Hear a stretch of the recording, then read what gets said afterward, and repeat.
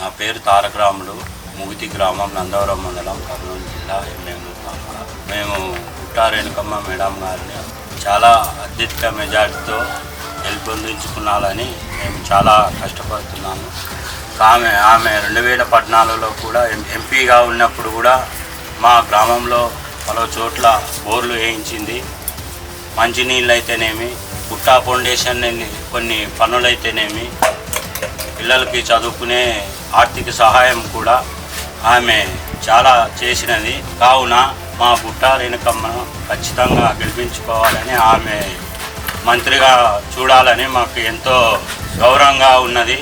కావున ఇటువంటి మహిళా ఎమ్మెల్యే మా ఎమ్మెల్యే నియోజకవర్గానికి వచ్చినందుకు ఒక మహిళలైతేనేమి, ఒక పురుషులైతేనేమి అత్యధిక మెజార్టీతో గెలుపొందాలని ఆమెను ఆశిస్తున్నాం.